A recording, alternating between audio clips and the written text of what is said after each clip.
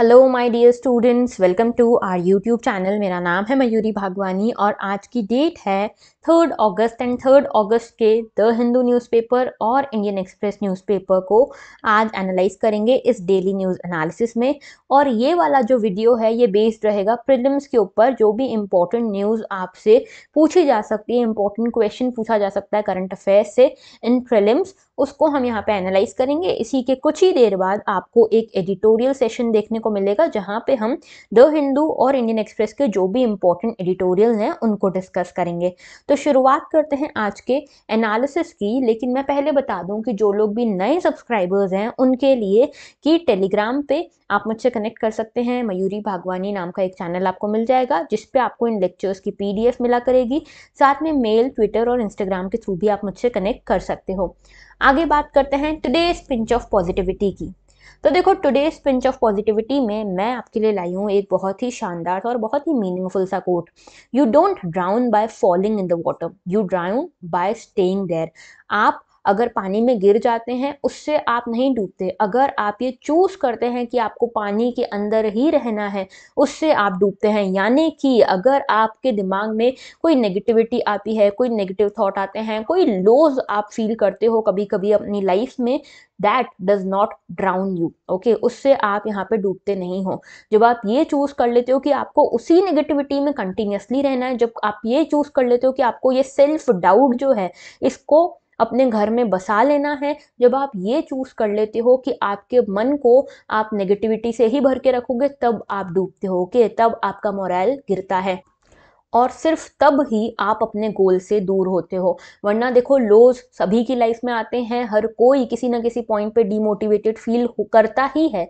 लेकिन आपको ये याद रखना है कि डीमोटिवेटेड फील करना is not a big deal. Okay, सबसे ज़्यादा इम्पॉर्टेंट है उसको गिर जब आप गिरते हो वापस उसके बाद उठ के आना, उस फेलियर को फेस करना और वापस उठ के आना, वापस अपने गोल की तरफ बढ़ना, दैट इज इम्पॉर्टेंट। ओके, आगे बात करते हैं आज के टॉपिक्स की। तो देखो, पहला है GS1।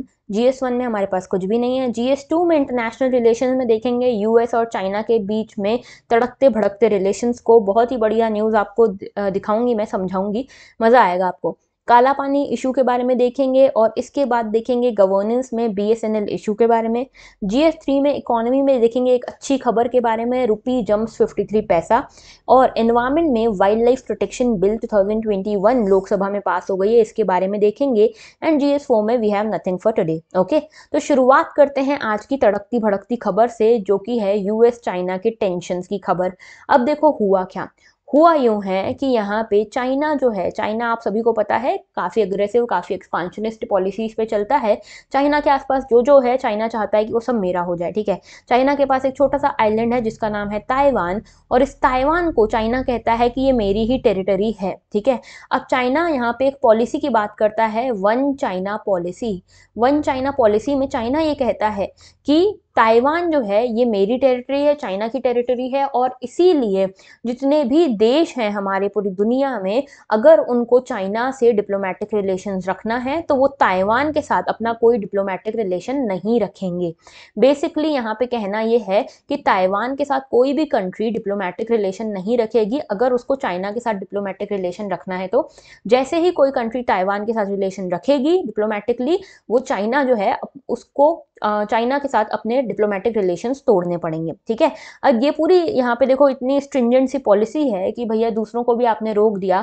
अब ऐसे में बार बार यूएसए जो है वो पोक कर रहा है चाइना को। ओके, और यूएसए की एक लीडर है पेलोसी। ठीक है, ये पेलोसी जो है ये हाउस की यहाँ पे स्पीकर हैं, यूएस का जो हाउस है उसकी स्पीकर हैं, और इनकी आदत है कि ये चाइना को बार बार आंख में जाके पोक करते हैं। ठीक है, तो ये पेलोसी जो है वो ताइवान की सिर्फ बात नहीं कर रही हैं। पेलोसी जो है यूएस की एक तो बहुत बड़ी रिप्रेजेंटेटिव है यूएस की। ठीक है, और दूसरी बात ये कि यूएस की रिप्रेजेंटेटिव होने के नाते ये ताइवान पे एक विजिट के लिए चली गई। सिर्फ बात ही नहीं हुई यहाँ पे ताइवान की, ये यहाँ पे एक विजिट के लिए चली गई, और इससे चाइना बहुत भड़क गया है। अभी देखो क्या हो रहा था कि पेलोसी बार बार ये बोल रही थी कि हम जाएंगे, ताइवान विजिट पे जाएंगे, और उतने में ही चाइना इतना भड़क जाता था कि बोलता था कि अगर तुम आए तो ऐसा कर देंगे, वैसा कर देंगे।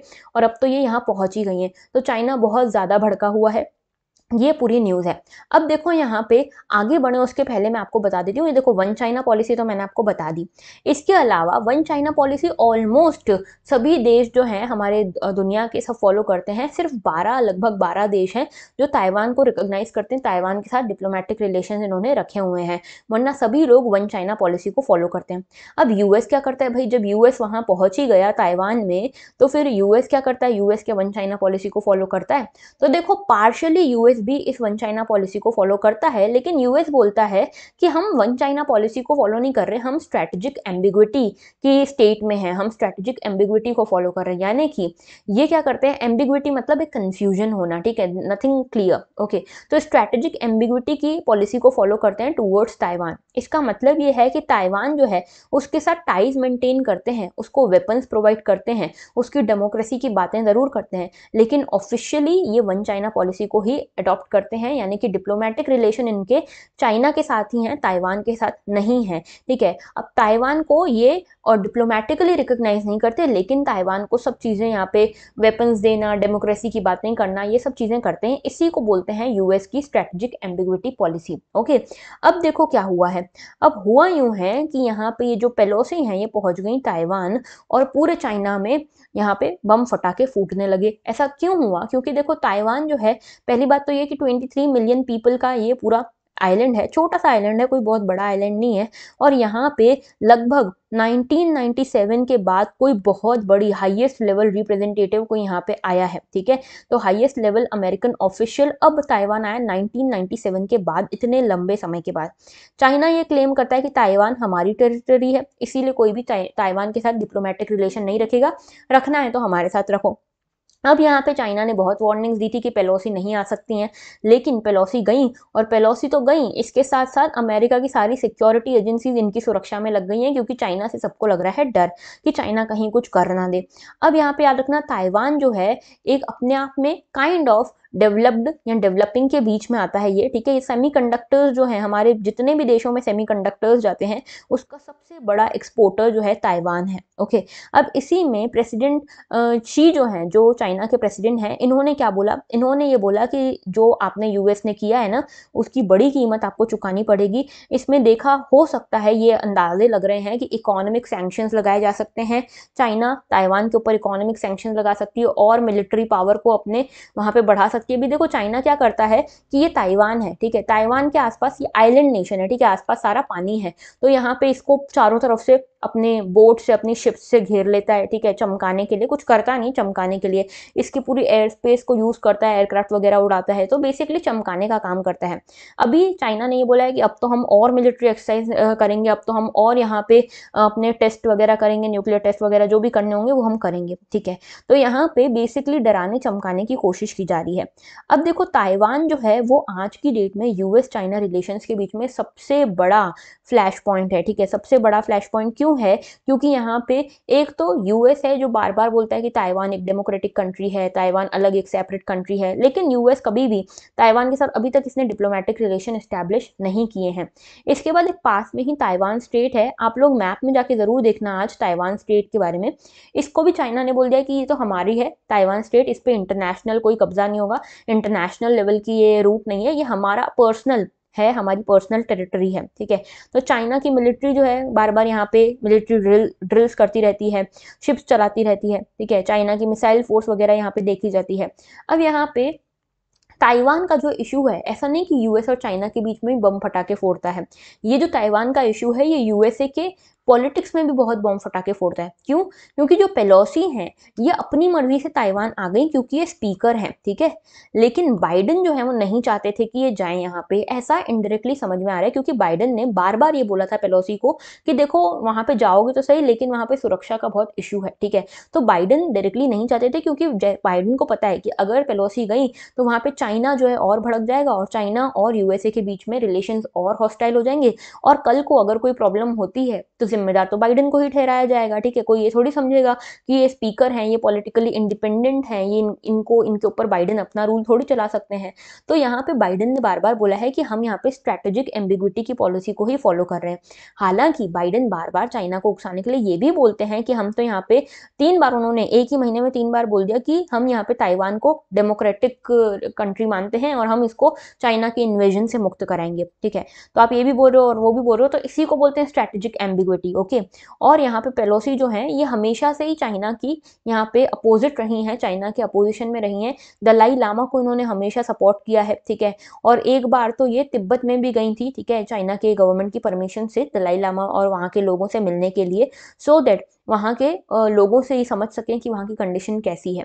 तो ये तो हमने बात करी चाइना और यूएसए के इशू के बारे में। आपका काम आज का ये है कि आप एटलस खोलोगे, गूगल नहीं एटलस खोलोगे अपनी, और वहाँ पे ताइवान की लोकेशन देखोगे और मुझे बताओगे कि ताइवान के आसपास जस्ट सराउंडिंग में आपको क्या क्या दिख रहा है, कौन सा स्ट्रेट दिख रहा है, कौन सी वाटर बॉडी दिख रही है, कौन कौन सी कंट्रीज या आइलैंड्स दिख रहे हैं, ये सब चीज़ें आप मुझे बताओगे। इक्वेटर के ऊपर है कि नीचे है, ये सारी चीज़ें आप मुझे बताओगे in the comment section, okay. आगे बात करते हैं। नेक्स्ट, एक इंडिया और इंडिया के चाइना के क्या साथ क्या रिलेशन है अबाउट दिस ताइवान इशू। तो देखो इंडिया जो है यहाँ पे, इंडिया अभी वन चाइना पॉलिसी से अलाइंड है, ठीक है। इंडिया वन चाइना पॉलिसी को मानता है डिप्लोमेटिकली, और इंडिया यहाँ पे ताइवान के साथ इंगेज जरूर रहता है। ताइवान के साथ हमारी यहाँ पे एक ऑफिस भी है ताइवान में इंडिया का, जिसको हम बोलते हैं इंडिया ताइपाई एसोसिएशन का ऑफिस है, ठीक है। और यहाँ पे ऑफिस हमने बहुत पहले बना दिया था। इसके अलावा अभी जब ताइवान के जो प्रेसिडेंट की यहाँ पे नए प्रेसिडेंट आए थे, उनकी जो स्वेरिंग इन सेरेमनी थी, उसमें भी हमारे बीजेपी के कुछ लीडर्स ने पार्टिसिपेट किया था वर्चुअली, ओके, वर्चुअल समिट के थ्रू यहाँ पे पार्टिसिपेट किया था। इसके साथ इंडिया जो है यहाँ पे कंटिन्यूसली ताइवान के साथ रिलेशनशिप बिल्ड कर रहा है, लेकिन गालवान के बाद, गालवान टाइम से ही हमने इसको लो प्रोफाइल रखा है, क्योंकि हम चाइना के साथ बहुत ज़्यादा दुश्मनी लेना नहीं चाहते हैं। अभी देखो लास्ट जो फॉर्मर प्रेसिडेंट थे यहाँ के, जब उनकी डेथ हुई तब भी ताइवान को बारे में और ये फॉर्मर प्रेसिडेंट के बारे में यहाँ पे ये कहा इंडिया ने कि मिस्टर डेमोक्रेसी की डेथ हुई है, ठीक है। तो एक कहीं ना कहीं अंदाजा दिलवाना चाहते हैं हम चाइना को कि देखो हम तो ताइवान की साइड ही हैं। तो एक मैसेज चला गया क्लियर सा, ठीक है, दुनिया को, ताइवान को और चाइना को, सबको, ओके। इसके अलावा यहाँ पे इंडिया ताइवान रिलेशंस की हम बात करें तो यहाँ पे अभी ये देखा जा रहा है कि इंडिया चाइना रिलेशंस जो है वो ज़्यादा डोमिनेट कर रहे हैं। हालांकि कुछ एक्सपर्ट्स का कहना है कि इंडिया चाइना रिलेशन गालवान के बाद बहुत क्रिटिकल हो चुके हैं, ठीक है, एक हॉस्टिलिटी बनी हुई है और ये वापस नॉर्मल आने में बहुत टाइम लगेगा। इसीलिए अभी हम इंडिया और ताइवान आपस में अच्छे रिलेशनशिप बिल्ड कर सकते हैं। अभी स्कोप बहुत है इसको बिल्ड करने का, लेकिन हम इस फॉरेन पॉलिसी में डिसाइड नहीं कर पा रहे कि हमको किस साइड जाना है। अगर हम ताइवान के साथ अच्छे रिलेशन निभाते भी हैं तो ये सिर्फ मोमेंट्री होता है, यानी कि कुछ समय का होता है, उसके बाद हम फिर से चाइना की साइड इंक्लाइंड हो जाते हैं। तो अभी हमारा स्टैंड यही चल रहा है कि हम वन चाइना पॉलिसी को यहाँ पे फॉलो ज़रूर करते हैं, लेकिन ताइवान के साथ हम अपने रिलेशनशिप कंटिन्यूसली बिल्ड करने की यहाँ पे कोशिश भी करते रहते हैं, ओके। आगे बात करते हैं नेक्स्ट इशू की। Was removed from office after publishing Kala Pani map says former Nepal PM Oli. तो देखो यहाँ पे जो केपी शर्मा ओली हैं यहाँ पे नेपाल के, इससे पहले पूर्व प्रधानमंत्री रहे हैं, और इन्होंने ये कहा है कि इनको जो यहाँ पे इनके पद से हटाया गया, वो क्यों हटाया गया, यहाँ पे डोमेस्टिक पॉलिटिक्स के चलते इनको हटाया गया। और ये बोलते हैं एक बुक की सेरेमनी में कि यहाँ पे इन्होंने काला पानी का मैप पब्लिश कर दिया था, ठीक है, और उसको कॉन्स्टिट्यूशनल स्टेटस दिलाने की कोशिश कर रहे थे, इसीलिए ये हटाया गया। तो ये पूरा मुद्दा क्या है इसको मैं समझाती हूँ। नेपाल जो है, नेपाल आपको पता है हमारे इंडिया के साथ, भारत के साथ बॉर्डर शेयर करता है, और नेपाल और इंडिया के बीच में 3 जंक्शंस बनते हैं, ठीक है, ट्राई जंक्शंस बनते हैं, और इन 3 जंक्शंस के ऊपर आज इंडिया का कंट्रोल है, लेकिन नेपाल बोलता है कि नहीं ये हमारे हैं। नेपाल क्लेम करता है इन टेरिटरीज को, और ये कौन कौन सी टेरिटरीज हैं, एक तो है काला पानी, दूसरी है लिम्पियाधुरा और तीसरी है लिपुलेख। तो यहाँ पे हुआ यूं कि नेपाल हमेशा से क्लेम करता आ रहा है, लेकिन आज तक भी यहाँ पे कंट्रोल इंडिया का ही है, और इंडिया मानता है कि भैया हमारी इंटीग्रल पार्ट है हमारी टेरिटरी का। अब यहाँ पे इंडिया जो है, इंडिया इसका अपना मैप बनाता था। क्या हुआ, केपी शर्मा ओली के टाइम पे यहाँ पे इन्होंने एक मैप लेके आए नेपाल का, और इस नेपाल के मैप में इन्होंने इन तीनों रीजन्स को नेपाल में दिखाया, और उस मैप के कारण बहुत खलबली मच गई थी पूरे इंडिया और नेपाल में। और इसके बाद इन्होंने क्या बोला कि मैं इसी मैप को कॉन्स्टिट्यूशनल स्टेटस दिलवाऊंगा, ठीक है। लेकिन ऐसा हो नहीं पाया, उससे पहले इनका जो टेन्योर था, इनका जो पद था वो खत्म हो गया। अब देखो ये जरूरी हमारे बारे में हमारे लिए जानना कि काला पानी क्या है, लिपु लेक क्या है, लिम्पियाधुरा क्या है, ये सब, ठीक है। तो नेपाल जो है ट्राई जंक्शंस पे आता है इंडिया और चाइना के बीच में। मतलब ट्राई जंक्शन कैसा है कि नेपाल, इंडिया और चाइना, इन तीनों के मिलने की जगह कौन कौन सी है। एक तो है यहाँ पे देखो ये काला पानी, ओके, काला पानी है, और दूसरा है लिपु लेक, ठीक है। लिपु लेक जो है ये देखो यहाँ पे लिपु लेक माउंटेन पास है, ये जो है ये यहाँ पे आपको देखने को मिलेगा, ठीक है। तो उत्तराखंड वाले रीजन के आसपास ही आपको ये देखने को मिलेगा। ये काला पानी भी आपको देखने को मिलेगा यहाँ पे। तो देख रहे हो नेपाल, इंडिया, चाइना तीनों की बॉर्डर लगती है। अब एक डिस्प्यूट लिपु लेक के ऊपर है, लिपु लेक में काला पानी है, ठीक है, वहां पे एक डिस्प्यूट है। और इसके अलावा लिम्पियाधुरा पे है, और एक और जगह मैंने आपको बताई, लिम्पियाधुरा, लिपु लेक और काला पानी। अब देखो यहाँ पे बोला गया है, नेपाल ये बोलता है कि 1816 में एक सगौली ट्रीटी हुई थी, ठीक है। सुगौली ट्रीटी, सुगौली ट्रीटी जो थी ये किस किस के बीच में हुई थी। एक साइड पे थे नेपाल की फोर्सेस, ठीक है, नेपाल की फोर्सेस थी, और दूसरी साइड पे ईस्ट इंडिया कंपनी थी। तो ईस्ट इंडिया कंपनी ने इनको भी कहीं ना कहीं कॉलोनाइज किया था, और ईस्ट इंडिया कंपनी और नेपाल की कुछ फोर्सेस के बीच में उस टाइम लड़ाई हुई, जिसमें ईस्ट इंडिया कंपनी जीत गई। तो इन्होंने बीच में एक ट्रीटी साइन की। ट्रीटी ये थी कि यहाँ पे नेपाल को अपने कुछ पोर्शन को खोना पड़ा। काला पानी जो काली रिवर है, काली रिवर का जो वेस्टर्न पोर्शन है, ये यहाँ पे इसको खोना पड़ा, ये ईस्ट इंडिया कंपनी के पास चला गया। दूसरी चीज ये कि यहाँ पे इस ट्रीटी में ये साइन हुआ कि काली रिवर जो है, काला जो यहाँ पे ये कहा गया, नेपाल क्लेम करता है कि जो रिवर है, the river to Kala Pani is west is the main Kali. तो यहाँ पे एक जगह है जिसका नाम है काला पानी, ठीक है। काला पानी के इधर इस साइड पे भी रिवर है, इस साइड पे भी रिवर है। तो नेपाल का कहना यह है कि काला पानी के जो वेस्ट में रिवर है ना, उसको काली रिवर बोलेंगे, और वहां से नेपाल की जो बॉर्डर है वो शुरू होती है। लेकिन इंडिया बोलता है नहीं, काला पानी के ईस्ट में, यानी कि यहाँ पे जो रिवर निकलती है उसका नाम काली रिवर है, ठीक है। उसके पहले जो रिवर है उसका नाम काली रिवर नहीं है, ठीक है। तो बेसिकली क्या हो रहा है, देखो काला पानी रीजन जो है ये अपना नाम कहाँ से लेता है, रिवर काली से लेता है। और ये जो रिवर काली है इसके ऊपर नेपाल क्लेम करता है कि रिवर काली के ओरिजिन से हमारा यहाँ पे बॉर्डर शुरू होता है। तो नेपाल का क्लेम ये है कि ये जो रीजन है this is based on the river Kali, and it has became the marker of the boundary of kingdom of Nepal. तो नेपाल की जो बाउंड्री है वो शुरू होती है काली रिवर से, यानी कि काला पानी से। और इसीलिए ये बोलते हैं कि ट्रीटी ऑफ सगौली जो हुई थी, कब हुई थी, 1816 में जो ट्रीटी ऑफ सगौली हुई थी, ये हुई थी एंग्लो नेपाल वॉर के बाद, जिसको गुरखा वॉर भी बोलते हैं, जहाँ पे नेपाल के गुरखा रूलर्स थे और उसके अपोजिशन में ईस्ट इंडिया कंपनी थी, ठीक है। अब ये ट्रीटी हुई, और इस ट्रीटी में ये डिसाइड हुआ कि नेपाल का जो कुमाऊं गढ़वाल रीजन है वो नेपाल ने खो दिया, जो आज की डेट में हमारा उत्तराखंड है, ठीक है। और यहाँ पे ईस्ट में से सिक्किम इन्होंने खो दिया ईस्ट इंडिया कंपनी को। इन्होंने यहाँ पे ये खोया, तभी तो ईस्ट इंडिया कंपनी के पास आया, और तभी इंडिया के पास आया, ओके। तो इन्होंने खो दिया। अब यहाँ पे सिक्किम और उत्तराखंड बन गया। उसके बाद आर्टिकल 5 जो था इस सुगौली ट्रीटी का, वो बोलता था कि king of Nepal gave up his claims over the region west to the river Kali. अब देखो यहाँ पे जो रिवर काली है वही पूरी यहाँ पे टेंशन की जड़ है। मान लो कि ये रिवर काली है, तो सुगौली ट्रीटी में ये माना गया कि जो काली रिवर है इसका वेस्टर्न पोर्शन जो है वो ईस्ट इंडिया कंपनी के पास जाएगा, यानी इंडिया के पास जाएगा, और इसका जो ईस्टर्न पोर्शन है वो नेपाल के पास जाएगा। ये डिसाइड हुआ था, ठीक है। अब आपको पता है कि जो काली रिवर है, ठीक है, रिवर्स जो है वो अपना कोर्स बदलती रहती है, अपना ओरिजिन बदलती रहती हैं। अभी क्या हुआ, अभी यहाँ पे ये ट्रीटी ने बोला कि ब्रिटिश रूलर्स ने बोला कि ठीक है, नेपाल जो है वो काली रिवर के ईस्ट में नेपाल रहेगा, इसके इधर साइड पे इंडिया रहेगा, ठीक है। अब काली रिवर निकली, और काली रिवर जो है कहाँ से निकलती है इसके ऊपर भी डाउट है।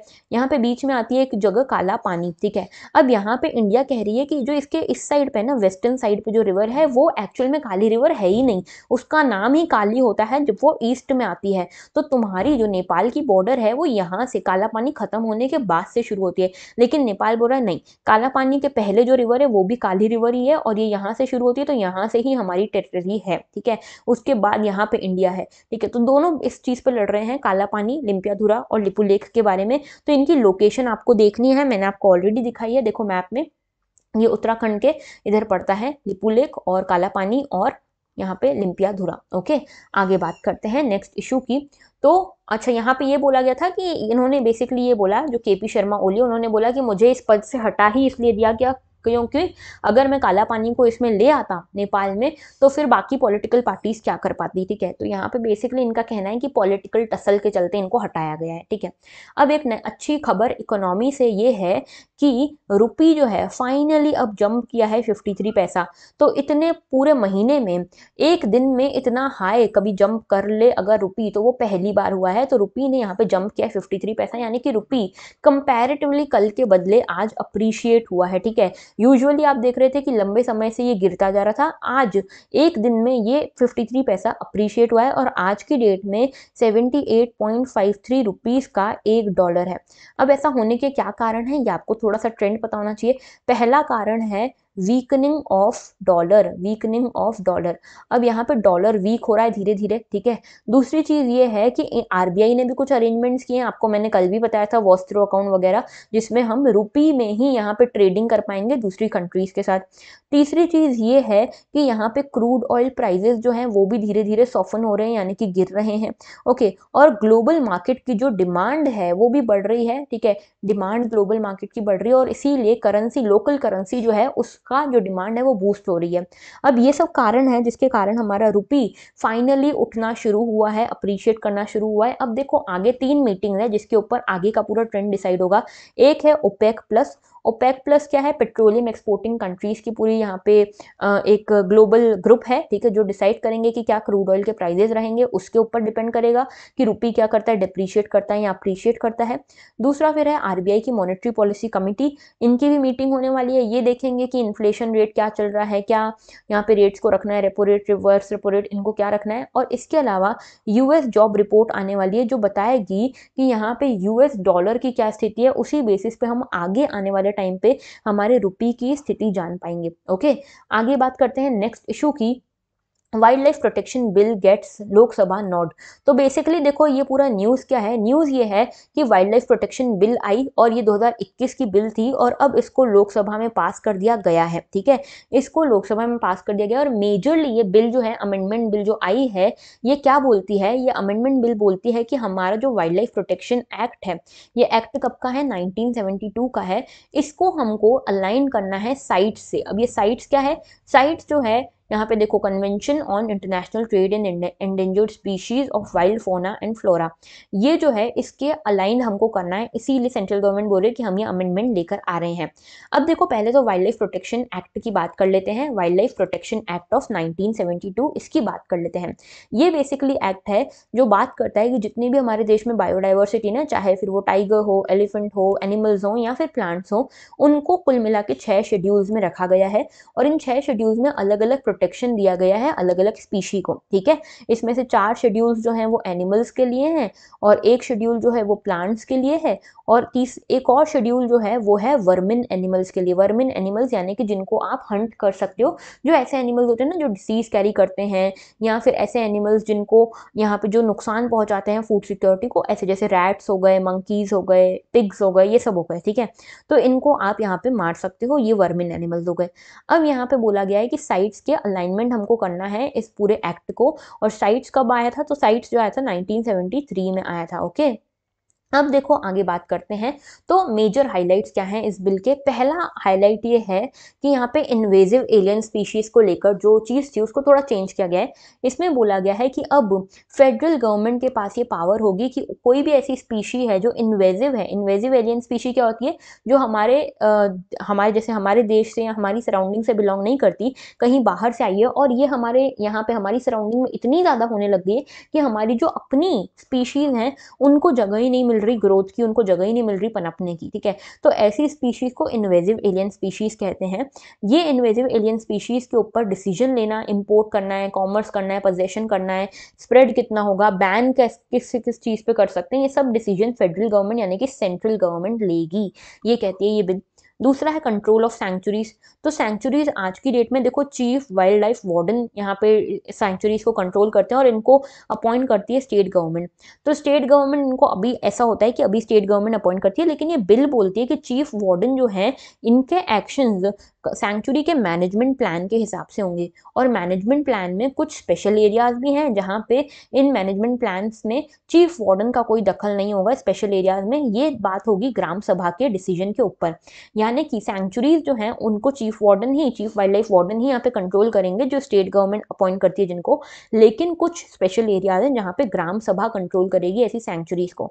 अब ये स्पेशल एरियाज कौन से होंगे? जो ट्राइबल एरियाज हैं या जो फॉरेस्ट राइट्स एक्ट जहाँ पे लागू होता है वो एरियाज हो गए। वहाँ पे सेंट्रल गवर्नमेंट को यहाँ पावर दे दी गई है कि ग्राम सभा को आप अलोकेट कीजिए ये पावर्स। ओके, इसके अलावा यहाँ पे देखो अभी हमारे कितने शेड्यूल्स हैं? 6 शेड्यूल्स हैं। इनको बोला है कि इनको कम करेंगे और 4 शेड्यूल्स तक इसको कवर कर देंगे पूरे एक्ट को। इसके बाद देखो कंजर्वेशन रिजर्व्स के बारे में कहा गया है। अभी क्या होता है कि स्टेट गवर्नमेंट जो है वो कंजर्वेशन रिजर्व डिक्लेयर करता है, ठीक है, कि कोई कंजर्वेशन रिजर्व यहाँ पे जो भी नेशनल पार्क वगैरह के पास होगा उसको यहाँ पे कंजर्वेशन रिजर्व डिक्लेयर किया जाता है। कौन करता है? State government. ये बिल बोलती है कि फेडरल गवर्नमेंट यानी कि सेंट्रल गवर्नमेंट को भी ये पावर दी गई है कि वो भी किसी भी एरिया को कंजर्वेशन रिजर्व नोटिफाई कर सकते हैं। इसके अलावा कैप्टिव एनिमल्स का सरेंडर, यानी कि अगर कोई एनिमल्स हैं जिनको आपने पकड़ के रखा है उनको आप वॉलंटरीली सरेंडर कर सकते हो चीफ वाइल्ड लाइफ वार्डन को, और इसके बदले आपको कोई कॉम्पनसेशन वगैरह नहीं मिलेगा। पेनल्टीज बढ़ा दी गई हैं अगर आप वाइल्ड लाइफ प्रोटेक्शन एक्ट को वायलेट करते हो। जैसे मान लो टाइगर को सबसे ज़्यादा प्रोटेक्शन दिया गया है, तो टाइगर को आप अगर मारते हो, उसकी हंटिंग करते हो, तो यहाँ पे स्पेशली प्रोटेक्टेड एनिमल्स के लिए पहले आपको 10,000 रुपये देने पड़ते थे, अब 25,000 रुपये का फाइन होगा। जनरल वायलेशन के लिए पहले 25,000 था, अब 1 लाख रुपये तक का फाइन होगा। तो इस तरह से फाइन जो है, पेनल्टी जो है वो बढ़ा दी गई है। ओके, तो ओवरऑल आप देखोगे इस बिल में ज्यादा पावर सेंट्रल अथॉरिटी को, सेंट्रल गवर्नमेंट को देने की कोशिश की जा रही है वाइल्ड लाइफ प्रोटेक्शन बिल में। ओके, आगे बात करते हैं। नेक्स्ट इशू है government package to revive BSNL fortunes. अब आपको याद होगा बचपन में आपने देखा होगा बीएसएनएल के टेलीफोन्स चलते थे, ठीक है, सभी के घर में बीएसएनएल का टेलीफोन हुआ करता था। मोबाइल उस टाइम पे कभी कहीं पे नहीं थे, ठीक है, आज से 20 साल पीछे चले जाओगे तो। ओके, अब देखो यहाँ पे जो बीएसएनएल है उसको काफ़ी प्रॉब्लम फेस करनी पड़ रही है आज की डेट में, बिल्कुल कॉम्पिटिटिव नहीं बचा है, और बीएसएनएल को बचाने के लिए सरकार को आगे आना पड़ा। सरकार ने यहाँ पे एक बड़ा पैकेज यहाँ पे अनाउंस किया है बीएसएनएल को रिवाइव करने के लिए। लगभग 1.64 लाख करोड़ रुपए का ये पैकेज है। ये बीएसएनएल कंपनी जो है ये ईयर 2000 में बनी थी, और यहाँ पे आप देखोगे कि टेलीफोन कनेक्टिविटी का जो पूरा जिम्मा था सेंट्रल गवर्नमेंट की साइड से वो बीएसएनएल को दिया गया था। अब प्लान क्या है रिकैपिटलाइजेशन का? तो प्लान ऐसा है कि यहाँ पे कुछ कंपोनेंट तो कैश में दिया गया है, कुछ नॉन कैश में दिया गया है। इसमें क्या होगा, 4G कैपेबल बनाया जाएगा बीएसएनएल को। इसके अलावा वायबिलिटी गैप फंडिंग दी जाएगी। इसके अलावा यहाँ पे कोई भी यहाँ पे वॉलंटरी रिटायरमेंट ले सकता है, तो उसको जो पेंशन देने वाली है एम्प्लॉयज़ को, उनको यहाँ पे ये पेंशन इस फंड से मिलेगी। इसके अलावा एडजस्टेड ग्रॉस रेवेन्यू, इसमें यहाँ पे कुछ ना कुछ सपोर्ट मिलेगा। अब ये एडजस्टेड ग्रॉस रेवेन्यू क्या है कि मान लो बीएसएनएल के अपने बहुत खर्चे हैं और जो भी प्रॉफिट कमाता है, जो भी ये काम करता है, ये है इनका रेवेन्यू, ठीक है, ये हो गया रेवेन्यू कि जो भी प्रॉफिट कमाएगा वो रेवेन्यू। लेकिन इसके साथ मान लो बीएसएनएल की कोई बहुत बड़ी बड़ी प्रॉपर्टीज है, यहाँ से इनको किराया आता है, रेंट आता है, तो उसको मिला के जो टोटल होता है उसको बोलेंगे एडजस्टेड ग्रॉस रेवेन्यू। और इसमें भी यहाँ पे अगर कोई डेट वगैरह चल रहा है तो वो भी यहाँ पे रिजॉल्व हो जाएगा इस कैश के थ्रू, इस रिकैपिटलाइजेशन के थ्रू। अब बीएसएनएल का परफॉर्मेंस कैसी रही है लास्ट ईयर्स में? तो देखो बीएसएनएल में लगभग 1.5 लाख एम्प्लॉयज काम करते थे। कब की बात है ये? 2019 की। उसके बाद यहाँ पे वॉलंटरी रिटायरमेंट स्कीम लेकर आए हम, यानी कि आप पहले ही रिटायर कर सकते हो। तो उसके बाद आज की डेट में आप देखोगे तो लगभग 68,000 यहाँ पे एम्प्लॉयज़ रह गए हैं, ठीक है।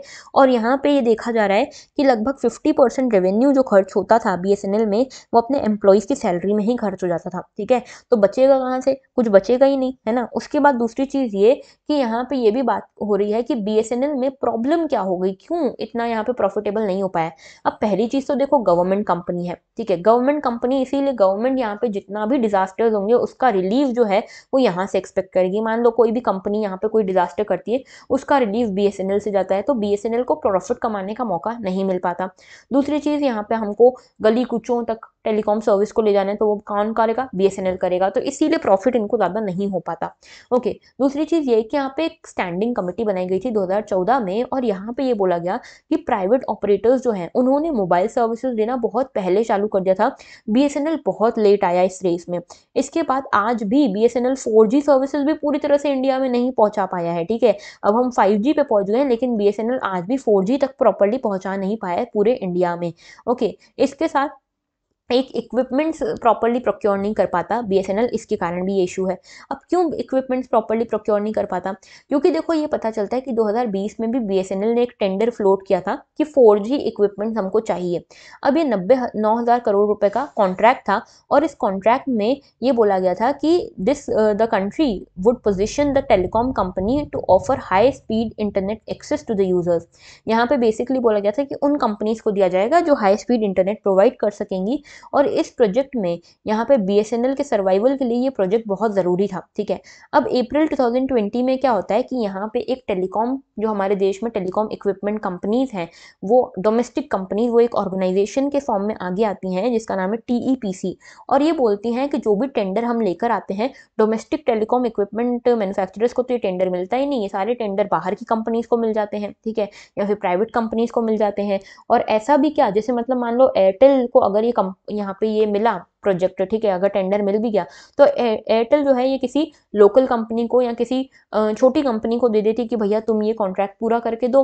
अब ये लोकल कंपनी भी डोमेस्टिक नहीं चूज करते, ये फॉरेन कंपनी को चूज करते हैं। तो ऐसे में गवर्नमेंट कंपनीज और डोमेस्टिक कंपनीज कैसे सर्वाइव कर पाएंगे? ठीक है, अच्छा दूसरी चीज ये भी है कि एक चीज और कि बीएसएनएल के ऊपर सारा भार है। इंडिया बार बार बोलता है कि हमको इंडिजनाइजेशन करना है, टेक्नोलॉजी का इंडिजनाइजेशन करना है, इंडियन टेक्नोलॉजीज को बढ़ावा देना है। तो ऐसे में सारा बोझ बीएसएनएल के ऊपर आ जाता है कि बीएसएनएल ही है जो इंडिजनाइजेशन करेगा, और अगर नुकसान भी होता है तो बीएसएनएल को ही होगा। इसीलिए भी ये सारी प्रॉब्लम्स हैं। अब यहाँ पे इशू है, तो क्या सब कुछ यही है? स्किल सेट में कोई प्रॉब्लम नहीं है बीएसएनएल के? तो यहाँ पे ये पता चलता है कि नहीं, बीएसएनएल के जो एम्प्लॉयज हैं, 1.5 लाख एम्प्लॉयज इनके पास थे, लेकिन ये 1.5 लाख के 1.5 लाख एम्प्लॉयज का माना जाता है कि स्किल सेट उतना अच्छा नहीं था जो आज की टेलीकॉम इंडस्ट्री में चाहिए। ओके, इसके अलावा ये बोला जा रहा है कि प्राइवेट सेक्टर को आप बार बार बोल रहे हो कि इन्होंने ग्लोबल पार्टनर्स बनाए, तो बीएसएनएल को किसने रोका फॉरेन कंपनीज के साथ टाई अप करने के लिए? किसी ने नहीं रोका। तो इसीलिए बीएसएनएल का जो यहाँ पे दारोमदार खराब हुआ है, वो कुछ तो उसके पर्सनल रीजंस के कारण भी हुआ है, स्किल सेट वगैरह की कमी के कारण और मिसमैनेजमेंट के कारण भी हुआ है। अब क्या हम प्रॉफिटेबिलिटी एक्सपेक्ट कर सकते हैं बीएसएनएल से? तो देखो पहली चीज तो ये गवर्नमेंट कंपनी है, गवर्नमेंट कंपनी का काम प्रॉफिट कमाना नहीं होता है, वेलफेयर करना होता है। ठीक है, तो यहाँ पे इसीलिए टेलीकॉम आर्म तो जरूर है, लेकिन इसको डिजास्टर रिलीफ के लिए रख रखा है। और यहाँ पे अगर कोई कंट्री है हमारी, वहाँ पे कहीं बहुत अंदर अंदर तक जो गली कूचे हैं वहाँ तक अगर आपको टेलीकॉम सर्विस पहुँचानी है तो आप बीएसएनएल पे रिलाई करते हो। इसीलिए बीएसएनएल से आप बहुत ज़्यादा प्रॉफिटेबिलिटी एक्सपेक्ट नहीं कर सकते, क्योंकि इनके ऊपर वेलफेयर का जिम्मा पूरा है, इंडिजनाइजेशन का जिम्मा पूरा है। ठीक है, इसीलिए हम ये तो एक्सपेक्ट नहीं कर सकते। लेकिन यहाँ पे देखो अभी बहुत ज़्यादा स्ट्रक्चरल चेंजेस की ज़रूरत है, रिफॉर्म्स की ज़रूरत है बीएसएनएल में। जब अभी हमारे देश में 5G ऑप्शन हो रहा है, उस टाइम पे भी बीएसएनएल पूरी तरह से पूरे पैन इंडिया में 4G सर्विसेज भी नहीं दे पा रही। तो ये आज की स्थिति है बीएसएनएल की, और बीएसएनएल का स्कोर कार्ड इसीलिए काफी खराब हो रहा है। ओके, तो देखो इनके रेवेन्यूज घट गए, इनका लॉस बढ़ गया है, इनका एम्प्लॉय कॉस्ट हालांकि घटा है लेकिन लॉस बढ़ा है और रेवेन्यू भी कम हुआ है। ओके, तो ये था बीएसएनएल के बारे में, थोड़ा सा आपको पता होना चाहिए पीछे की बैकग्राउंड स्टोरी। ओके, तो आज के लिए इतना ही था। I hope it was helpful. अगर लेक्चर अच्छा लगा हो तो लाइक जरूर करना। मैंने आपसे क्वेश्चन पूछा है ताइवान के सराउंडिंग के बारे में, तो एटलस में देख के मुझे जरूर बताना, शेयर करना अपने दोस्तों के साथ, और सब्सक्राइब नहीं किया है तो वो भी कर लेना। That was all, thank you for watching and have a very good day.